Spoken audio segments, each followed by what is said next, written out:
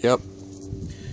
Hello, I'm Kevin Gross. I'm with CL2 Design and Manufacturing. Today we're making a video on how to install our M-series protection cage for Kubota tractors 6060, 7060, 8560, and 9960. Okay. First things first, we are going to prep the cab for installation. Using just a generic towel, bath towel, we cover the fenders. You take one corner of the towel, we'll open up the side glass door and stick the towel under just enough to hold it in place. Second thing we're doing, we're taking black duct tape and we're going to cover the top edge of the lower hinge of the tractor to keep from any scarring happening if you happen to get into it with the cage. The next piece, we're going to put on the top hinge, on the lower part of the hinge, to keep any scarring. Once that side's done, we go over to the driver's side and we'll repeat the same process. Once the driver's side's already prepped out, the second part we do is we'll remove the E-clip from the pin that goes through the hinge. Do it on the bottom side, the bottom pin, the top pin. This is done on both sides. Once the E-clip's off, we'll use a hammer and we'll push the pin up just enough so we can get a set of pliers on the top to pull the pin out. Same thing on the top.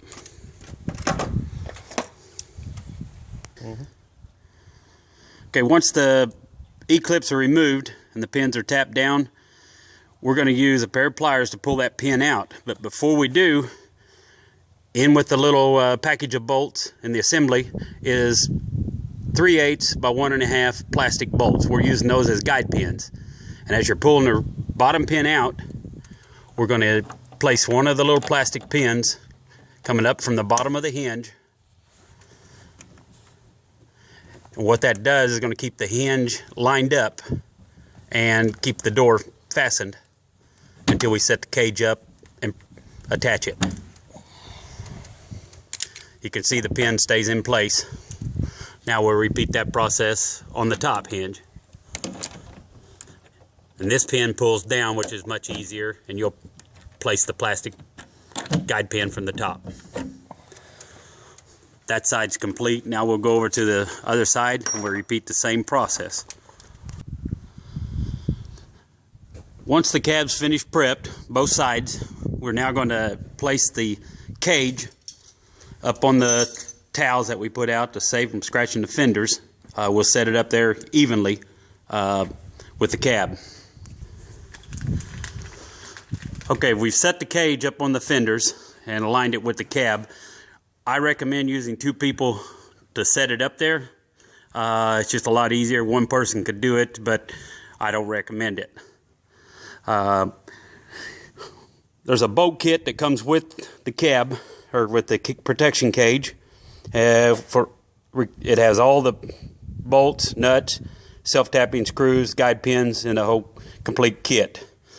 First thing we're going to do is we'll empty out the bolts equally with the 3/8 by 4-inch bolts on one side, 3/8 by 4 on the other side. So it takes 2 per side, self-tappers as well, along with a 5/16 by 1. There's 2 of those bolts, hex bolts, with locking nuts.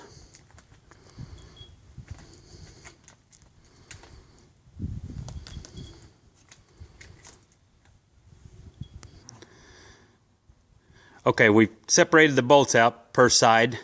First thing we're going to start with is 2 tabs on top of the tractor itself that is already welded to the cab. It comes from the factory that way.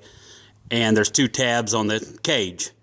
Those 2 upper tabs, we take a 5/16 by 1 inch hex bolt with a locking nut. And as you can see, here's the size.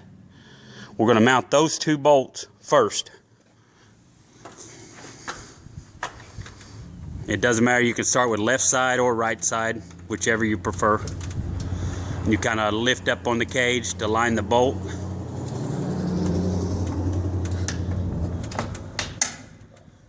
And slide it in place, and then just start the little 5/16 locking nut.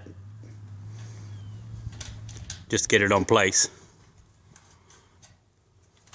Now we'll come to the opposite side and repeat the same thing. You just lift up on the cage just to align it. We'll get those put in. Okay, next step is once those 1-inch hex bolts are in place, we're coming over to the side.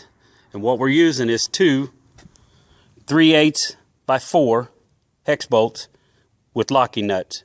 What those are for is we're going to secure the cage to the hinge bracket on the tractor.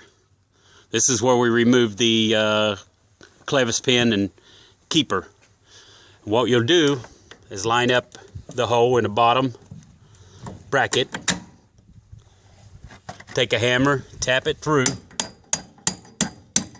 Once it taps through, the little plastic bolt will come out, your guide pin. And you'll save those for later. Once the bolt is in, we secure a hex nut on it. Do not tighten yet. And now we'll go to the top, same thing, but we're going to drive this 4-inch bolt up from the bottom. And again, it'll drive out the plastic guide pin. And save that.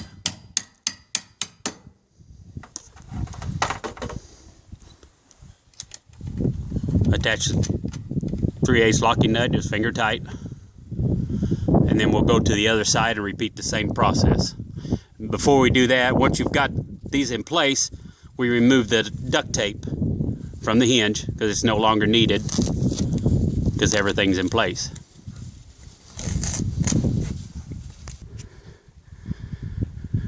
Okay, once we've got the side pins in the cab and on the hinges, your top 2 bolts, now it's time to tighten all the bolts up. But the first process, we come to the back of the cage, we'll lift the door up.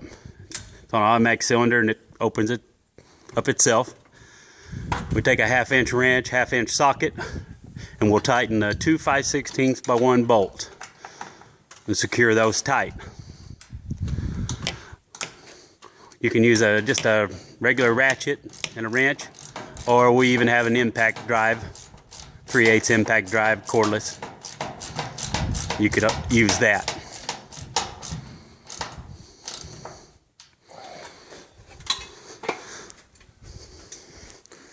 Secure the left side and then go to the right side and repeat the same process.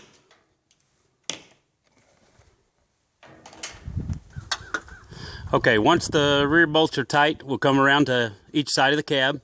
We'll take a 9/16 wrench with a 9/16 socket. And these bolts, you'll just tighten up just till 1, maybe 2 threads come out of the locking nut. You don't want tension on the hinge here that keeps the door from opening up with its cylinder. You can see here there's just about a thread or 2. We'll do the same thing at the top.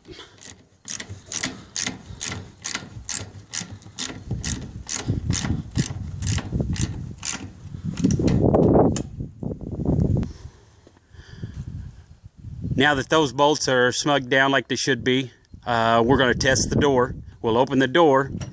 We don't want no friction against it. You can see it opens up automatically with the cylinder. If you over tighten the bolts, the door will just come to a stop and won't open up. Now we'll go over to the other side and repeat the same process.